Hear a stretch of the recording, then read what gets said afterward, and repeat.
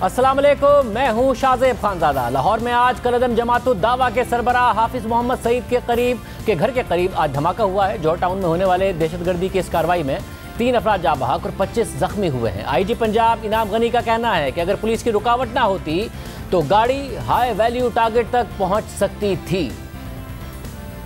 यहाँ पर प्रोफेसर हाफिज सईद साहब का भी घर है। इंडियन के वो मोस्ट वांटेड भी समझे जाते हैं। इंटरनेशनली कोई आपको हाथ नजर आया है? कोई इंटरनेशनल एजेंसी ये तो नहीं कहेगी कि ये धमाका हमने कराया है। हाई वैल्यू टारगेट्स के घर का सवाल है, जहाँ पे कि उनका घर है उसी के पास आपने देखा होगा कि पिकेट है और ये घर के करीब गाड़ी नहीं जा पाई है सिर्फ और सिर्फ उस पिकेट की वजह से। अगर ये पिकेट ना होता तो ये गाड़ी कहीं और जा सकती थी। उनकी यहाँ मौजूदगी की वजह से वो अपने टारगेट पे कोई भी नहीं पहुँच सका। इसीलिए भी हमारा ख्याल ये है कि इसका टारगेट जो है वो पुलिस है। धमाका इतना शदीद था कि इसकी आवाज़ दूर दूर तक सुनी गई। धमाके से करीबी इमारतों के शीशे भी टूट गए और वहाँ खड़ी गाड़ियों को भी नुकसान पहुँचा। धमाके से एक घर ज़्यादा मुतासिर हुआ जबकि दीगर घर भी मुतासिर हुए। जिस जगह धमाका हुआ उससे कुछ ही फासले पर कलअदम जमातुद दावा के सरबराह हाफिज मोहम्मद सईद का घर है।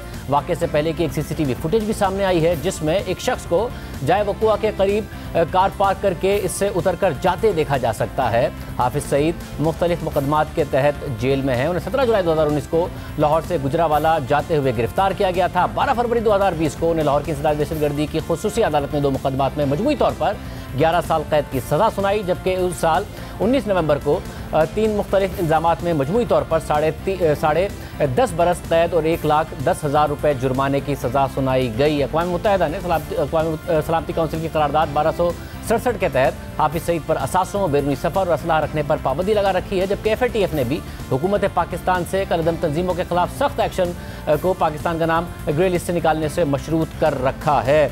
अहमद फराज हमारे साथ मौजूद हैं, नुमाइंदा जियो न्यूज़ लाहौर। अहमद फराज, इस वक्त तक क्या किसी नतीजे पर पहुंची है पुलिस? तहकीकात किस सिमत जा रही हैं? ये जो गाड़ी थी आप देख सकते हैं कि जिस वक्त ये वाक़या हुआ है, ये जहाँ ये वाक़या पेश है, ये एक रिहायशी आबादी है। और अफसोस की बात यह है कि लाहौर में पीरूज फोर्स हैं, डॉल्फिन फोर्स हैं और सेफ सिटी कैमरे लगे हुए हैं कि उनके होते हुए भी ये गाड़ी वहाँ तक पहुँच गई। और ख़ास तौर पर पूरी ये कमर्शियल मुकाम है, कमर्शियल जगह है वहाँ पर, अकबर चौक जौहर टाउन और उसके साथ ही ये मुलिका है, ये जौहर टाउन का इलाका। और यहाँ से तकरीबन जो लाहौर का एंट्री पॉइंट है जिसे हम ठोकर न्याज बेग कहते हैं, वो तकरीबन 4 से 5 किलोमीटर है। यानी कि अगर ये गाड़ी वहाँ पर अपने टारगेट के लिए अगर ये शहर से बाहर से भी आई है तो 5 किलोमीटर का फासला है। और 5 किलोमीटर के फासले पर मुतअद्दिद मुकामात पर सेफ सिटी कैमरे लगे हुए हैं। ख़ास तौर पर ठोकर चौक में एक बहुत बड़ा नाका होता है और किसी ने भी इस गाड़ी को चेक करने की जहमत गवारा नहीं की। और अब तक की इतलात के मुताबिक इस गाड़ी का कुछ इनिशियल जो इन्फॉर्मेशन है वो ये है कि ये गाड़ी जो थी ये 2 साल कबल हाफिजाबाद के एक मालिक ने इसको बेच दिया था और ये ओपन लेटर पर चलाई जा रही थी। और ओपन लेटर पर चलने के बाद ये गाड़ी जिसने भी खरीदी, जिसके पास भी आई, जिस ग्रुप ने भी ये खरीदी, उन्होंने उसको अपने नाम नहीं करवाया और आज इसको इस मजमूम कार्रवाई के लिए इस्तेमाल किया गया। और ख़ास तौर पर CTD ने यहाँ पर जो इन्फॉर्मेशन इकट्ठी की है, जो शवाहिद इकट्ठे किए हैं, उनके मुताबिक 30 किलो से ज़ायद बारूदी मवाद इस्तेमाल किया है। देखें, बारूदी मवाद तो यहाँ तक पहुँच गया, लेकिन सवाल फिर वही जो आपने किया कि ये गाड़ी यहाँ तक कैसे पहुँची। और इसी के बारे में कानून नाफिज करने वाले इदारों को जो है उनके पास कोई जवाब नहीं। IG पंजाब से भी जब ये सवाल किया गया आज कि ये गाड़ी यहाँ तक कैसे पहुँची तो वो भी इसका जवाब गोल कर गए। और यूँ अभी तक जो है इस वाक़े का मुकदमा तो दर्ज नहीं किया गया क्योंकि मुकदमा जो है वो CTD ने दर्ज करना है। मुकामी पुलिस जो है वो अब दहशतगर्दी के वाक़यात जो है वो मुकदमात वो दर्ज नहीं करती, ये CTD ने ही दर्ज करना है दहशतगर्दी, कत्ल और इक़दाम कत्ल की दफ़ात के तहत। बहुत शुक्रिया अहमद फराज, इस हवाले से तफसीलात बता रहे थे। प्रोग्राम में आगे बढ़ते हैं। अफगानिस्तान में तालिबान शुमाली इलाकों पर अपना कंट्रोल बढ़ा रहे हैं और परसों अफगान सदर अशरफ गनी अमरीकी सदर जो बाइडन से मुलाकात करने जा रहे हैं, लेकिन अब तक अमरीकी सदर ने वज़ीर आज़म इमरान खान से कोई राब्ता नहीं किया है। और इसी दौरान भारत खामोशी के साथ तालिबान के साथ राब्ता कर रहा है। और सिर्फ यही नहीं, अफगानिस्तान की हालिया कशीदगी में अफगान फोर्सेस की एक बड़ी तादाद ने तालिबान के सामने सरेंडर किया और अफगान फोर्सेस के कमज़ोर पड़ जाने से अफगानिस्तान में तालिबान मुखालिफ लिसानी गिरोह ने सर उठा लिया है और कई सूबों में ये गिरोह दोबारा मुनज़्ज़म हो गए हैं। खदशात पैदा हो रहे हैं कि अफगानिस्तान एक बार फिर 90 की दहाई की तरफ तवील मुद्दती खाना जंगी की तरफ बढ़ रहा है। मगर सबसे गैर मामूली बात यह है कि तालिबान के खिलाफ इन ग्रोहों को मुनज़्ज़म करने के लिए खुद अफगान हुकूमत किरदार अदा कर रही है। वाशिंगटन पोस्ट में शाया होने वाली खबर के मुताबिक अफगान सदर अशरफ गनी ने रवां हफ्ते सोवियत और तालिबान मुखालिफ मलेशिया लीडरान से मुलाकात की और उनसे मुतालबा किया कि वो मुत्तहिद होकर अफगान सिक्योरिटी फोर्सेस का साथ दें। और रवां हफ्ते ही शुमाली इत्तेहाद के साबिक कमांडर और साबिक गवर्नर अता मोहम्मद नूर ने ट्वीट करते हुए साबिक सोवियत मुखालिफ ग्रोहों से मुतालबा किया कि वो तालिबान की जारियत के खिलाफ मुत्तहिद होकर रियासती फोर्सेस के साथ खड़े हो जाएं। साथ ही अफगानिस्तान में तालिबान के खिलाफ बनने वाली नॉर्दर्न अलायंस के साबिक लीडर और जंगजू मशा मसूद के भाई अहमद जिया मसूद ने भी बयान जारी किया कि तालिबान का अमन में कोई मफाद नहीं है। वक्त आ गया है कि मुजाहिदीन मुल्क की खुद मुख्तारी का दिफा करें। मैं तमाम सियासी लीडरान से दरख्वास्त करता हूँ कि जल्द अज जल्द एक मुश्तरका फौजी और सियासी कमेटी तश्कील दी जाए और लोगों को मुनज़्ज़म किया जाए। यानी अफगानिस्तान में फिर से लिसानी फसादात के खदशात ने जन्म ले लिया है। तालिबान के खिलाफ जो गिरोह 90 की दहाई में मुनज़्ज़म थे, अब वो दोबारा सर उठा रहे हैं और तालिबान मुसलसल आगे बढ़ रहे हैं। इस वक्त अफगानिस्तान के हवाले से अफगान हुकूमत, पाकिस्तान, अमरीका और भारत आला सतही मुलाकातों और मुशावरत में मसरूफ़ हैं। Army chief general Qamar Javed Bajwa एक रोज़ा दौरे पर तुर्की पहुँचे, जहाँ उन्होंने तुर्क वज़ीर दिफा से मुलाकात की। इस मुलाकात में अफगान अमन अमल की हालिया पेशरफ समेत खित्ते की सिक्योरिटी सूरत हाल पर तबादला ख्याल हुआ और पाकिस्तान के अफगान अमन अमल में मस्बत किरदार को सराहा गया। दूसरी तरफ अफगान सदर अशरफ गनी की परसों व्हाइट हाउस में अमरीकी सदर से मुलाकात होने जा रही है और इस मुलाकात को पाकिस्तान भी करीब से देख रहा है, क्योंकि इसमें पाकिस्तान का किरदार भी ज़ेर गौर आ सकता है। कामरान यूसुफ की खबर के मुताबिक इस मुलाकात से पहले ही पाकिस्तान ने अफगान हुकूमत के साथ रब्ता किया और वाज़े किया कि अमरीकी सदर के साथ इस मुलाकात को पाकिस्तान पर इल्ज़ाम तराशी के लिए इस्तेमाल ना किया जाए। खबर के मुताबिक पाकिस्तान को खदशा है कि अफगान हुकूमत के कुछ अनासिर किसी भी नाकामी पर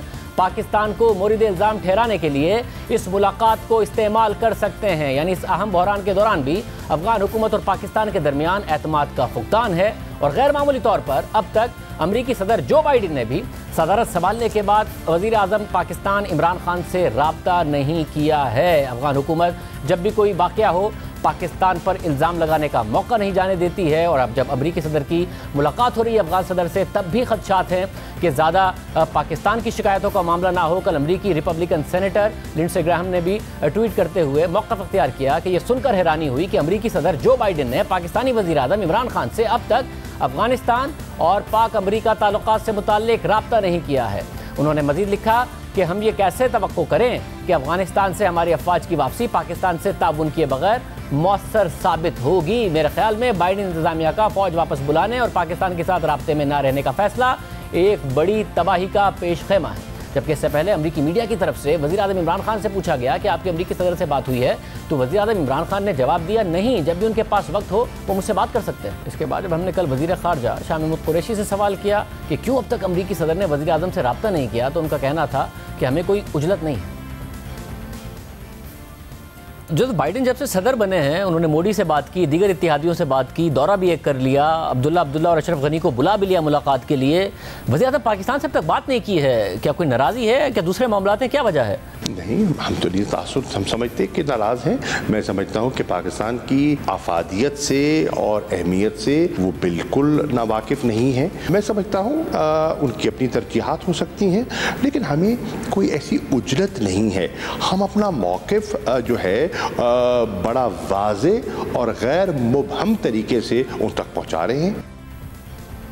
और अब 2 दिन बाद अमरीकी सदर अफगान क़यादत से मिलेंगे। देखना होगा कि इसके बाद वो पाकिस्तानी सियासी क़यादत से कोई रब्ता करते हैं या नहीं। दूसरी तरफ इसी दौरान भारत भी मुतहर्रिक हो चुका है और खामोशी के साथ अफगान तालिबान के साथ रब्ता कर रहा है। यानी सालों से भारतीय हुकूमत अफगान तालिबान को तस्लीम करने से इनकारी थी, लेकिन गुज़िश्ता कुछ अरसे के दौरान वक्फे से तालिबान के साथ भारतीय रब्तों की खबरें सामने आती रहीं और अब बराह रास्त कतर के हुक्काम ने इन बातों की तस्दीक करते हुए कहा है कि हाल ही में भारतीय वफ़द ने कतर में मौजूद अफगान तालिबान की सियासी लीडरशिप से खामोशी के साथ मुलाकात की है, क्योंकि अफगान तालिबान का अफगानिस्तान के मुस्तकबिल में अहम किरदार होगा। अब कतर की तरफ से ये बयान इसलिए अहम है क्योंकि गुज़िश्ता 2 हफ्तों में भारतीय वज़ीर ख़ारजा जयशंकर ने 2 दफ़ा कतर का दौरा किया और इम्कान ज़ाहिर किया जा रहा है कि इस दौरान ही अफगान तालिबान के नुमाइंदों से मुलाकात की गई है और भारतीय मीडिया ये दावा कर रहा है कि इन राब्तों के पीछे भारतीय national security adviser Ajit Doval हैं।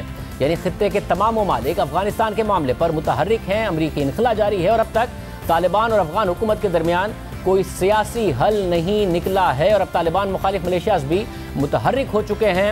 अफगान हुकूमत इस हवाले से खुद एक्टिव नजर आ रही है। समीउल्लाह यूसुफजई सीनियर सहाफ़ी और माहिर अफगान उमूर हमारे साथ मौजूद हैं। समीउल्लाह यूसुफजई साहब, बहुत शुक्रिया हमें शो में ज्वाइन करने के लिए। सब इस वक्त जो मामलात नज़र आ रहे हैं, मुख्तलिफ मलेशियाज भी इकट्ठे हो रहे हैं, खुद अफगान हुकूमत इस हवाले से बात कर रही है, क्या बहुत तेज़ी से खाना जंगी की ही तरफ खुदा न खास्ता अफगानिस्तान बढ़ता नजर आ रहा है? असल में पहले से एक खाना जंगी है, एक तरफ भी अफगान मर रहे हैं, दूसरी तरफ भी अफगान मर रही है, लेकिन थोड़ा सा वो सूरत हाल तब्दील हो गई। अब जो 9/11 से पहले जो तालिबान की हुकूमत थी उस वक्त उनके खिलाफ जो रेजिस्टेंट हो रहे थे, जिसको पाकिस्तान में शुमाली इतिहाद कहा जाता था, अब वही शुमाली इतिहाद के पुरानी जो ग्रुप्स है वो, जिसमें ज़्यादातर ताजिक, हज़ारा, उज़्बेक्स और दूसरे जो माइनॉरिटीज़ हैं, उन्होंने हथियार उठा दिए और हुकूमत में एक किस्म का, क्योंकि हुकूमत को ज़रूरत है और हुकूमत ने उनको एक किस्म का इजाज़त दिया है, इसी वजह से उन्होंने शुमाली इतिहाद का जो एक बड़ा बंदा है उनको, बिस्मिल्लाह खान को, उनको डिफेंस मिनिस्टर बना दिया और उन्होंने पहले बयान यही दिया कि अब कौम और अफगान नेशनल सिक्योरिटी फोर्सेज इकट्ठे तालिबान के खिलाफ लड़ेंगे। उसके बाद अफगानिस्तान के मुख्तलिफ सूबों में कल से जो पुरानी जो एक जहाजी ग्रुप्स थे, उनके लड़ाकू या उनके जो मिलिट्री लोग हैं वो जमा हो रहे हैं बड़ी बड़ी तादाद में। तो मेरे ख्याल में इसका माना यह है कि अब वो, अगर तालिबान का ये ख्याल है कि वो अफगानिस्तान पर कब्जा करेंगे, आराम से करेंगे, वो तो मेरे ख्याल में गलत ख्याल है। अब इसके जो प्रॉक्सीज है, मसलन तुर्की बड़ा सपोर्ट करे जनरल दोस्तम को, ईरान शिया मजहब के लोगों को और हज़ारा को सपोर्ट करेंगे, दूसरी ग्रुप ताजिक को सपोर्ट करेंगे, तो मेरे ख्याल में वही तरफ जा रही है ये सूरत हाल जिस तरह 9/11 से पहले तालिबान और दूसरे अफगानों के दरमियान था। सभी साहब, पाकिस्तान ने बड़ी वाज़ेह तौर पर बताया है कि वो नहीं चाहते कि कोई मुसल्ला टेक ओवर हो, अफगानिस्तान का एक इंक्लूसिव हुकूमत हो, अफगान अवाम की मर्जी से वो हुकूमत हो।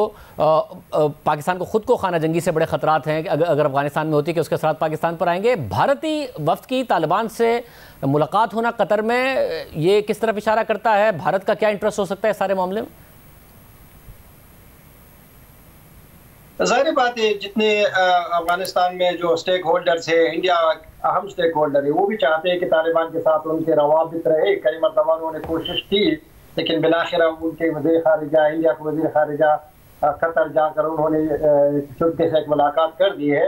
तो इंडिया चाहते हैं कि पाकिस्तान पर भी प्रेशर डाला जाए इस मुलाकात से, लेकिन दूसरी तरफ पाकिस्तान भी नाखुश है, इसलिए कि तालिबान के दोबारा आने से सबसे बड़ा जो फायदा होगा वो TTP को होगा। और इस वक्त में TTP के जो 90% जो अफगानिस्तान में उनके मिलिटेंट्स है वो तालिबान के ज़रिए असर इलाकों में है और पाकिस्तान के ख्वाहिश के बावजूद अफगान तालिबान उनके खिलाफ कोई कार्रवाई भी नहीं किए।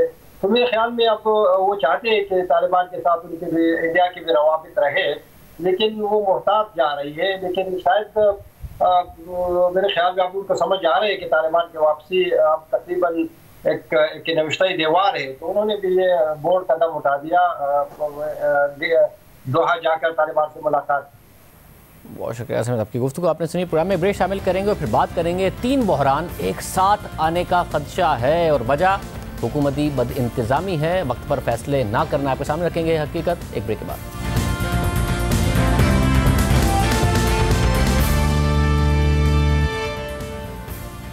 हुकूमत की बदइंतजामी और वक्त पर फैसले ना करने की वजह से मुल्क में एक साथ 3 बहरान जन्म ले रहे हैं और आवाम जो पहले ही गर्मी में लोड शेडिंग से परेशान है, उनकी परेशानी में इजाफा होने का खदशा है। और वो 3 बहरान हैं: इंपोर्टेड गैस यानी LNG की कमी का बहरान, लोकल गैस की कमी का बहरान और फर्नेस ऑयल की कमी का बहरान। और ये तीनों बहरान एक साथ आ रहे हैं। इसके नतीजे में सनतों को और बिजली तैयार करने वाली कंपनियों को गैस और फर्नेस ऑयल की फराहमी मुतासिर होने का खदशा है और लोड शेडिंग मजीद बढ़ने का खदशा है। खासतौर पर कि इलेक्ट्रिक ने तो हुकूमत को पहले ही खबरदार कर दिया है कि उन्हें गैस की फराहमी में कमी का बता दिया गया है। अगर गैस की फराहमी में कमी की गई तो कराची में 9 से 12 घंटे तक की लोड शेडिंग हो सकती है। और आज ही कराची के मुख्तलिफ इलाकों में बिजली की लोड शेडिंग में इजाफे की शिकायत सामने आई हैं। साथ ही सनतों को गैस की फराहमी रोक दी गई है। आपको तफसील से बताएंगे कि कैसे मिसमैनेजमेंट के जरिए एक साथ 3 बहरान खड़े हो गए हैं। सबसे पहले LNG के मामले पर बात करते हैं। मुल्क में LNG के 2 फ्लोटिंग स्टोरेज रीगैसिफिकेशन यूनिट हैं।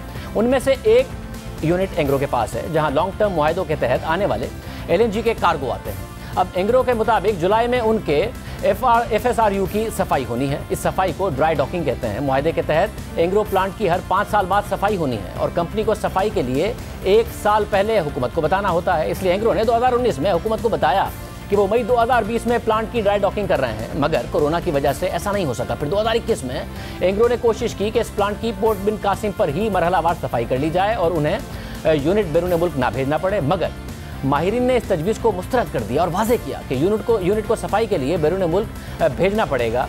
तो ये कहा गया कि एक बड़ा यूनिट बैरून मुल्क से आएगा और फिर एंग्रो का यूनिट सफाई के लिए जाएगा, मगर यूनिट्स की तब्दीली के अमल के दौरान 5 से 7 दिन तक गैस की फराहमी मुतासिर हो सकती है। एंग्रो के मुताबिक उन्होंने हुकूमत को इस सूरत हाल से आगाह कर दिया था, मगर मामला यह है कि जून और जुलाई के महीने में मुल्क में बिजली की तलब पीक पर होती है। अगर गैस की फराहमी मुतासिर होगी, 30 जून को अगर ये FSRU अवेलेबल नहीं होता तो हुकूमत को गैस के बजाय फर्नेस ऑयल से बिजली पैदा करनी पड़ेगी, जो हुकूमत को बहुत महंगी पड़ेगी। मई के महीने में भी फर्नेस ऑयल से बिजली 14 रुपये 30 पैसे फ़ी यूनिट पड़ी है और LNG से बिजली 10 रुपये फ़ी यूनिट पड़ी थी। इन दिनों आलमी मंडी में तेल की कीमतें ज़्यादा हैं, LNG की कीमतें भी ज़्यादा हैं, मगर उसमें भी अहम बात यह है कि सूरत हाल में फर्नेस ऑयल की मतलूबा मिकदार का इंतजाम नहीं किया गया। और आज जफर भुट्टा की खबर के मुताबिक FSRU की सफाई के अमल के दौरान $40 मिलियन यानी 6.5 अरब रुपए का नुकसान हो सकता है। साथ ही मुल्क में बिजली का बहरान अलग जन्म लेगा, जिससे नुकसान अलग होगा। इंडस्ट्री को गैस की फराहमी मुतासिर होगी, वो नुकसान अलग होगा। मगर अहम बात यह है कि इस दौरान सिंध में 2 गैस फील्ड्स भी बंद हैं, जिससे 200 से 250 MMCFD गैस की फराहमी पहले से मुतासिर है। यानी आने वाले चंद दिनों में अगर हुकूमत ने फौरी तौर पर कोई कदम नहीं उठाया तो 850 MMCFD गैस की किल्लत हो जाएगी। इतनी गर्मी में यह किल्लत होगी। और सुई सदर गैस कंपनी पहले ही सनतों को गैस की फराहमी बंद कर चुकी है। सुई सदर गैस कंपनी ने इंडस्ट्रियल एसोसिएशंस को खत लिखा है कि कंपनी को पहले ही गैस की किल्लत का सामना है और अब बड़ी गैस फील्ड कुन्नर पसाकी 21 दिन के लिए बंद होगी, जिससे सूरत हाल और ख़राब हो जाएगी और घरेलू सारिफीन जिन्हें तरजीह दी जाती है वो भी मुतासिर हो रहे हैं। इसलिए सूरत हाल से निमटने के लिए नॉन एक्सपोर्ट इंडस्ट्री को 22 जून से गैर मुय्यना मुद्दत के लिए गैस की फराहमी बंद की जा रही है। यानी सिंध में इंडस्ट्री को गैस की फराहमी मुअत्तल हो गई है और कब बहाल होगी ये भी पता नहीं है। और खदशा है कि घरेलू सारिफीन को भी गैस की फराहमी मुतासिर हो सकती है। गैस की फराहमी के साथ साथ बिजली की फराहमी भी मुतासिर होना शुरू हो गई है। आज कराची के मुख्तलिफ इलाकों में गैर एलानिया लोड शेडिंग हुई। हाई लॉसेस एरियाज में 7.5 से 10 घंटों की लोड शेडिंग हो रही है, जबकि लोड शेडिंग से मुस्तस्ना इलाकों में भी लोड शेडिंग हो रही है और लोड शेडिंग में मजीद इजाफे का खदशा है, क्योंकि के इलेक्ट्रिक ने खबरदार कर दिया है कि उन्हें गैस की फराहमी कम की जा रही है। इस हवाले से हमारे ज़राए के मुताबिक के इलेक्ट्रिक ने हुकूमत को गुज़िश्ता दिनों खत लिखकर हालात की संगीनी से आगाह किया है। कि इलेक्ट्रिक ने हुकूमत को बताया है कि हमें सुई सदन गैस कंपनी ने अभी बताया है कि गैस की फराहमी 150 MMCFD से कम करके 100 MMCFD कर दी जाएगी। हालांकि के इलेक्ट्रिक को गैस प्लांट चलाने के लिए 190 MMCFD गैस की ज़रूरत होती है। इसलिए जून जैसे महीने में गैस की फराहमी में कमी की गई तो के इलेक्ट्रिक के पास इसके अलावा और कोई ऑप्शन नहीं होगा कि वो अपने 2 प्लांट्स मुकम्मल तौर पर बंद कर दे, क्योंकि ये प्लांट्स गैस के अलावा किसी और फ्यूल पर नहीं चल सकते। इस सूरत हाल में होगा ये कि फर्नेस ऑयल की खपत 1100 मीट्रिक टन यौमिया से बढ़कर 4400 मीट्रिक टन तक हो जाएगी, जिसके नतीजे में 1 जुलाई से पहले हमारे फर्नेस ऑयल के ज़खायर ख़त्म हो जाएंगे और बिन कासिम के फर्नेस ऑयल प्लांट के बंद होने का खतरा है। खत के मुताबिक इलेक्ट्रिक को फर्नेस ऑयल की फराहमी पहले ही कम की जा चुकी है और हमें यह बताया गया है कि जुलाई के पहले हफ्ते के आखिर तक फर्नेस ऑयल की फराहमी मामूल के मुताबिक आ जाएगी। दूसरी बात यह है कि हमें अपना 120 मेगावाट का कंबाइंड साइकिल प्लांट डीजल पर चलाना पड़ेगा, मगर इसका सारिफीन और टैरिफ पर भारी मुआशी असर पड़ेगा, क्योंकि डीजल की खपत में 370 मीट्रिक टन का इजाफा हो जाएगा और इसका इस्तेमाल 500 मीट्रिक टन हो जाएगा। यानी कि इलेक्ट्रिक पहले ही डीजल से बिजली पैदा कर रहा है और उसमें मजीद इजाफा हो जाएगा और डीजल से 28 रुपये फ़ी यूनिट तक की बिजली पड़ रही है। अब इससे सर्कुलर डेट में इजाफा नहीं होगा तो क्या होगा। इस वक्त 9 से 10 रुपये फ़ी यूनिट बिजली पैदा करने के लिए LNG प्लांट्स मौजूद हैं, मगर 14.25 रुपये की फर्नेस ऑयल पर और 28 रुपये की डीजल पर बिजली पैदा की जा रही है। हमारे ज़राए से हमारे सामने PSO की तरफ से के इलेक्ट्रिक को लिखा गया खत भी आया है। जब के इलेक्ट्रिक ने PSO को फर्नेस ऑयल की डिमांड का बताया तो उन्होंने वाजे कर दिया कि मतलूबा मिकदार में फर्नेस ऑयल की फराहमी मुश्किल हो सकती है। यानी मुल्क में LNG, लोकल गैस और फर्नेस ऑयल तीनों की किल्लत का एक साथ सामना है। अब PSO की तरफ से फर्नेस ऑयल की दरामद के लिए फौरी टेंडर करने की इतलात है। एक तो फर्नेस ऑयल पहले ही महंगा है और इतनी इमरजेंसी में ज़्यादा प्रीमियम पर मिलने का खदशा है और फिर उससे इंतहाई महंगी बिजली पैदा होगी, जिससे हर तरह से मुल्क का अरबों रुपए का नुकसान होगा। इसलिए हुकूमत से सवाल है कि क्यों बद इंतजामी से एक साथ ये क्राइसिस पैदा किया गया। अगर एंग्रो के FSRU की ड्राई डॉकिंग होनी थी तो लोकल गैस फील्ड्स की मेंटेनेंस को आगे क्यों नहीं कर दिया गया? दूसरे LNG टर्मिनल पर ज़्यादा कार्गोस क्यों ऑर्डर नहीं कर दिए गए? क्योंकि मई के महीने के लिए 4, जून के लिए 3, जुलाई के लिए फिर 4 और अगस्त के लिए स्पॉट पर 5 कार्गो टेंडर्स किए गए। अहम बात यह है कि सितंबर के लिए भी 5 कार्गोस का इश्तिहार दे दिया गया है और अक्टूबर में गर्मियां कम होने पर 3 कार्गोस का इश्तिहार दिया गया है। पिछले साल हम हुकूमत से बार बार कहते रहे कि 1 महीने पहले ऑर्डर करके आपने देर की है, 4-5 माह पहले ऑर्डर कर लेते तो सस्ती LNG मिल जाती और मुल्क में बहरान ना आता। मगर हुकूमत बार बार जवाब देती रही कि ये मुमकिन नहीं होता है। LNG कोई गाजर मूली नहीं है। मगर अब हुकूमत 5 महीने बाद तक के टेंडर्स पहले ही कर रही है। जून में अक्टूबर के लिए बिड्स मांग रही है, मगर जुलाई के लिए फिर हुकूमत ने देर से 2 जून को टेंडर खोला था। तो कीमतें 8 से 9 जुलाई के लिए $11.60 और 12 से 13 जुलाई के लिए $11.6 पर मिली, यानी तकरीबन 17% का स्लोप आया। तो हुकूमत ने फ़ौरन दोबारा टेंडर किया और जब 8 जून को बिड्स खोली तो 8 से 9 जुलाई के लिए कोई सप्लायर नहीं मिला और 12 से 13 जुलाई के लिए पहले $11.60 का रेट मिला था और दोबारा टेंडर करने पर $12.60 का रेट मिला, यानी और महंगी LNG मिल रही थी। टर्मिनल मौजूद है, LNG के प्लांट्स मौजूद हैं, मगर हुकूमत फिर माजी की गलतियां दोहरा रही है। मई के महीने में 771 मेगावाट बिजली फर्नेस ऑयल से पैदा की है, जबकि गुज़िश्ता साल मई में सिर्फ 130 मेगावाट की थी। इस साल के 11 माह में हुकूमत पिछले साल के 11 माह के मुकाबले में 44% ज़्यादा बिजली फर्नेस ऑयल से पैदा कर चुकी है। जब सस्ती बिजली के कारखानों को फारिग रखा जाएगा और महंगे फर्नेस ऑयल के प्लांट्स को चलाया जाएगा तो कैपेसिटी पेमेंट का बोझ क्यों नहीं बढ़ेगा, सर्कुलर डेट क्यों नहीं बढ़ेगा और IMF की तरफ से बिजली की कीमतों में इजाफे का दबाव क्यों नहीं बढ़ेगा? वज़ीर तवानाई हम्माद अज़हर का कहना है कि गुज़िश्ता हुकूमत ने पावर प्लांट्स तो लगा दिए मगर गैस का इंतज़ाम नहीं किया।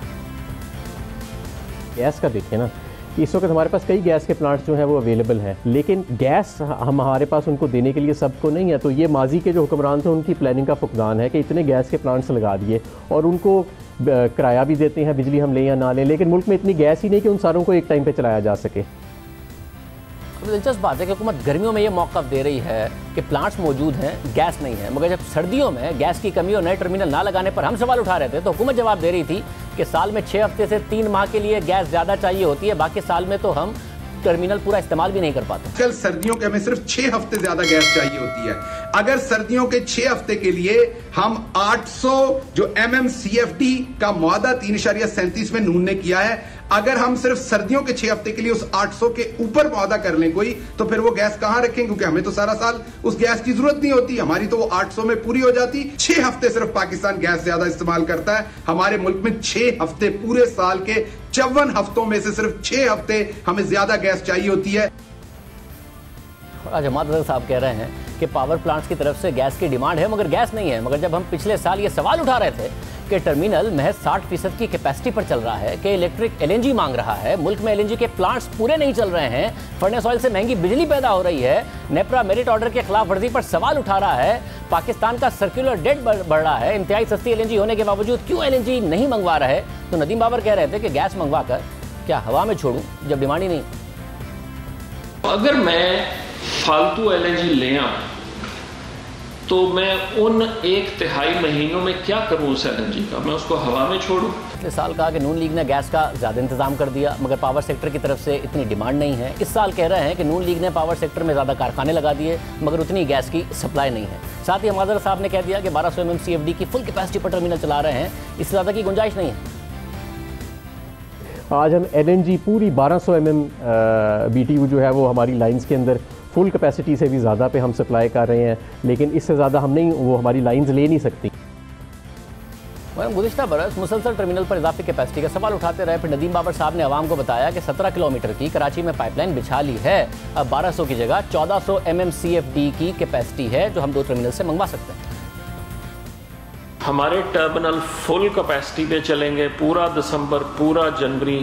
दिसंबर का महीना 1200 पे चलेंगे, जनवरी में हम 1400 का रेंज कर रहे हैं क्योंकि इंशाल्लाह हमारी जो पाइपलाइन थी जो हमने सिंध गवर्नमेंट से इजाज़त लेके बनानी थी वो मुकम्मल हो गई होगी। खुशी महसूस करता हूँ आप सबको बताते हुए कि 2 दिन पहले हमने ये लाइन कंप्लीट कर लिया है।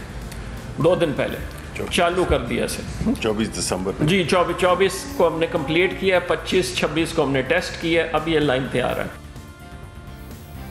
खुद कहा था नदीम बाबर साहब ने कि 1400 MMCFD की लाइन तैयार है, अब कैपेसिटी है, मगर अब हमादा साहब कह रहे हैं कि 1200 MMCFD की ही गुंजाइश है। अब गैस की कमी की शिकायत गुज़िश्ता हुकूमत पर डाली जा रही है, मगर हुकूमत की तरफ से एक और टर्मिनल लगाने के हवाले से नदीम बाबर कुछ माह पहले क्या फरमा रहे थे, सुनिए।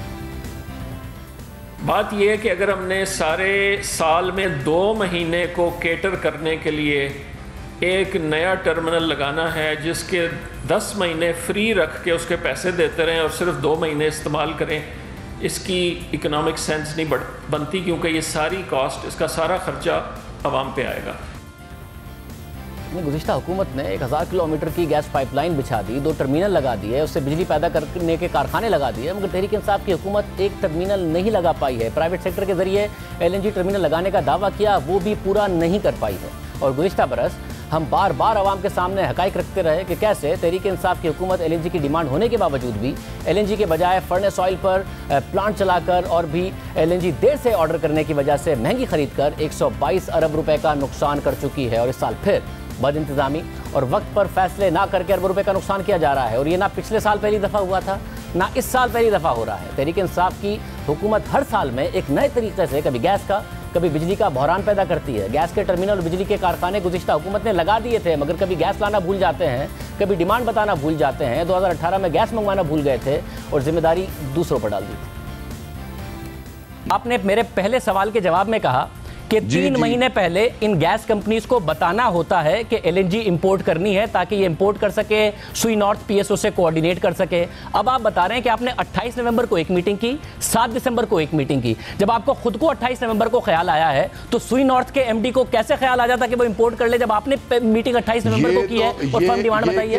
ये MDs की जिम्मेदारी नहीं थी, पिछले सेक्रेटरी की जिम्मेदारी नहीं थी, पिछली CCO की जिम्मेदारी नहीं थी, पिछले मिनिस्टर्स की जिम्मेदारी नहीं थी, पिछली हुकूमतों की जिम्मेदारी नहीं थी। जो काम आज हम कर रहे हैं, 3 महीने तो आपकी हुकूमत को हुए ना, आपने कहा 3 महीने पहले बताना पड़ता है, तो आपकी हुकूमत को 5 महीने हो गए तो आपको बताना था ना। ठीक करने की कोशिश कर रहे हैं। मैं आपको यह भी बता दूं कि 20 दिसंबर से पहले भी पावर डिवीजन ने SNGPL के MD को अपनी एग्जैक्ट डिमांड नहीं बताई थी। एक पूरा शिपमेंट आ रहा था जो उन्होंने डाइवर्ट कर दिया, फिर अचानक पावर डिवीजन ने कहा कि हमारी डिमांड है, फिर 6 दिन के अंदर अंदर एक नया शिपमेंट अरेंज करना पड़ा। ये सारा आपकी कंपनी के आने के बाद हो रहा था। टर्मिनल अगर बंद, अभी आप क्या कहना चाह रहे हैं, क्या मुझसे पूछना चाह रहे हैं? मैं आपसे ये पूछना चाह रहा हूं कि आपने नहीं देखा, 28 नवंबर को आपको जाके ख्याल आया कि सर्दियां आ रही हैं, बहुत शॉर्टेज हो जाएगी, पावर डिवीजन ने आपको नहीं बताया, आप और उमर अयूब साहब मिलकर नहीं बैठे, आपने सब स्टेक होल्डर्स को मिलकर नहीं बिठाया। मुझे टर्मिनल के बारे में क्यों नहीं बताया? जिम्मेदारी किन लोगों की थी? बहरान आता है, वजीर बदल दिया जाता है, बहरान फिर नई शक्ल में आता है और हर वजीर या मुशीर नए तरीके से गुज़िश्ता हुकूमत पर जिम्मेदारी डाल देता है। हमने इस पर बात करने के लिए हमाद अजहर साहब को, ताबिश गौर साहब को, दोनों को दावत दी, वो नहीं आए। कराची में जो गैस का बहरान पैदा हो रहा है, हमारे साथ मौजूद है Korangi association of trade and industry के सदर सलीमुज़्ज़मा साहब। सलीमुज़्ज़मा साहब बहुत शुक्रिया। सलीमुज़्ज़मा साहब, इंडस्ट्री को बता दिया गया है, ज़रा एक्सपोर्ट इंडस्ट्री को नहीं, मगर जो नॉन एक्सपोर्ट इंडस्ट्री है, क्या इस वक्त इंडस्ट्री देख रही है, किस तरह देख रही है इस मामले को? जी थैंक यू शाहजेब। देखिए, जो इस वक्त गैस की पोजीशन है वो पिछले 2 हफ्ते से इंतहाई खतरनाक है और इंतहाई खराब चल रही है। कोरंगी इंडस्ट्रियल एरिया की अगर मैं बात करूं तो यहाँ पे प्रेशर 0.5 PSI से लेकर 2 PSI के बीच में वेरी कर रहा है, जिस पे इंडस्ट्री को ऑपरेट करना नामुमकिन है। मुख्तलिफ जगहों पे गैस की किल्लत ऑलरेडी चल रही थी, जिसके हवाले से हम सुई गैस अकाउंट को बार बार उनसे राब्ते में थे और बार बार उनसे एक्सचेंज कर रहे थे। उसके बाद ऑल ऑफ अ सडन कल जो नोटिफिकेशन आया है, जिसके बाद उन्होंने कह दिया कि जो नॉन एक्सपोर्टिंग इंडस्ट्री है वो तो टोटली अपनी कंजम्पशन को खत्म कर दे, और उसके अलावा जो वो इंडस्ट्री जो कि पावर जनरेशन के लिए गैस को इस्तेमाल कर रही है वो भी 50% कर्टेल करें। देखिए, ये जो फैसला ये तो किसी सूरत काबिल कबूल नहीं है, बल्कि मैं तो ये कहूँगा कि कराची की इंडस्ट्री का एक माशी कत्लेआम करने की एक खुली साजिश है। और इनके पास अगर गैस की शॉर्टेज थी, आज हमारी मीटिंग हुई सुई गैस के हुकाम से और आज हमारी बड़ी डिटेल्ड मीटिंग हुई, उसके अंदर उन्होंने बताया कि उनके पास गैस की शॉर्टेज है और जो गैस है, जो पहले पंजाब को भी गैस कम जा रही थी, अब वो पंजाब की नीड वहाँ पे ज्यादा हो गई तो उन्होंने ज्यादा गैस भेजना शुरू की। इसके अलावा जो उनकी एक KPD करके एक फील्ड है वो इस वक्त शटडाउन पे चली गई है, तो 177 MMCFD इनके पास वहां से कट डाउन हो गया। तो अगर मुल्क में गैस की शॉर्टेज हुई है तो ये सिर्फ कराची की इंडस्ट्री को कट डाउन क्यों किया जा रहा है, कराची की इंडस्ट्री को क्यों निशाना बनाया जा रहा है? तो ये सरासर एक कराची के साथ नाइंसाफी है, कराची के साथ ज्यादती है। अगर आपके पास गैस की शॉर्टेज हुई थी तो आप उसको पूरे मुल्क पे डिवाइड करें ताकि पूरे मुल्क के अंदर थोड़ी सी शॉर्टेज हो, सारी इंडस्ट्री चल जाएगी, बेयर कर जाएगा। लेकिन अगर आप सारा का सारा गैस शॉर्टेज कराची डाल देंगे, कराची की इंडस्ट्री सस्टेन करने की मगर जब सिंध में 17 किलोमीटर की पाइपलाइन बिछी तो आप लोगों से वादा किया गया था ना कि इसको एक्सचेंज हो जाएगा, क्योंकि ज़ाहिर वैसे तो 1200 किलोमीटर की 1200 MMCFD की पाइपलाइन की कैपेसिटी है, मगर यहाँ कराची में आपको मिल जाएगा और आगे से जो आपकी गैस है वो नॉर्थ में सप्लाई हो जाए। फिर उसका क्या हुआ? वो वादा किया गया था आप लोगों से LNG के हवाले से? देखिए, हमसे वादा किया गया था और हमें ये बताया गया था कि एक पैच है जो उसका कंप्लीट होना रह गया है गैस के पाइपलाइन का। वो पैच फिर बताया गया कि वो कंप्लीट हो गया, इसके अंदर RLNG जो है वो उसके बाद सिस्टम में इंजेक्ट हो जाएगी। अच्छा, इस पे गैस की देखिए यहाँ पे स्वैपिंग होती है, क्योंकि तो सिंध की गैस फील्ड से गैस निकल रही होती है, उसके लोग अपकंट्री दे देते हैं और उसके बदले की जो RLNG होती है वो यहाँ पे सिस्टम में इंजेक्ट की जाती है, जो कि कराची को सप्लाई की जाती है। Which is the logical thing, ठीक है, सही है, वो गैस यहाँ पे होती है तो पोर्ट से डायरेक्टली इंडस्ट्री को दे दी जाती है। लेकिन ये गैस अगर 200 MMCFD एक्सेस गैस पोर्ट पे अवेलेबल थी और वो सिस्टम में आप इंजेक्ट करते थे तो कराची को आज ये किल्लत का सामना करना ही नहीं पड़ता। इससे इस बात में क्लैरिटी आती है, इससे इस बात की एक तरह से रीअश्योरेंस होती है कि जो लोग कह रहे हैं कि इन्होंने गैस LNG ऑर्डर नहीं की और LNG ऑर्डर ना करने की वजह से आपके पास गैस की शॉर्टेज हुई है, तो वी बिलीव कि ये शायद यही रीजन है कि सिस्टम मौजूद होने के बावजूद गैस नहीं ऑर्डर की और गैस नहीं आई और आज कराची को काम करना पड़ रहा है। बहुत शुक्रिया। इंडस्ट्री शिकायत कर रही है और आवाम के लिए भी मुश्किलात मजीद आ सकती हैं। उम्मीद करते हैं हुकूमत इसका कोई दरमियानी हल निकाल ले। प्रोग्राम में शामिल करते हैं।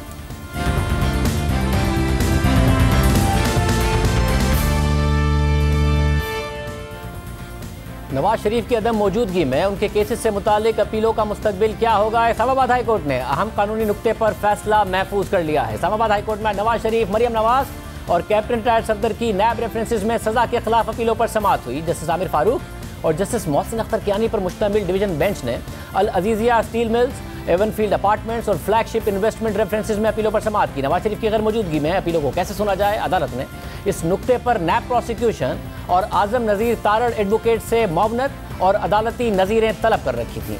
अदालती मुआविन आजम नज़ीर तारड़ ने दलाइल देते हुए कहा कि जैसे ट्रायल गैर मौजूदगी में नहीं चल सकता, इसी तरह अपील पर भी समाअत नहीं हो सकती। जैसे आमिर फारूक ने रिमार्क दिए कि तारड़ साहिब आप अपील कुनंदा के वकील नहीं, अदालती मुआविन हैं। इस पर आजम नज़ीर तारड़ ने जवाब दिया कि मैं मुतवाज़न दलाइल दूंगा। अदालत अपीलों पर समाअत गैर मुय्यना मुद्दत के लिए मुलतवी कर दे या फिर अदम पैरवी पर खारिज कर दे। गैर हाजिर शख्स का मुकदमा मेरिट पर तय कर दिया जाए तो नाकाबिल तलाफी नुकसान पहुंचता है। इस पर जस्टिस मोहसिन अख्तर कियानी ने रिमार्क्स दिए कि इसके बाद भी अपील में जाने का फोरम मौजूद है। इसके बाद एडिशनल प्रोसिक्यूटर जनरल नैब जहांज़ेब बरवाना ने अदालती फैसलों के हवाले पेश करते हुए दलाइल दिए कि जो अदालती नज़ीरें पेश की गई वो गैर मौजूदगी में ट्रायल से मुताल्लिक हैं या मामला मुख्तलिफ है। ट्रायल नवाज शरीफ की मौजूदगी में हुआ। नवाज शरीफ के एवनफील्ड और अल अजीजिया रेफरेंस की दोनों अपीलें खारिज की जाएं। आज की समाअत के बाद इस्लामाबाद हाई कोर्ट ने फैसला महफूज कर लिया। ताहम फैसला कब सुनाया जाएगा, इस हवाले से अदालत ने कोई तारीख नहीं दी है। इरा दीजिए, अल्लाह हाफ़िज़।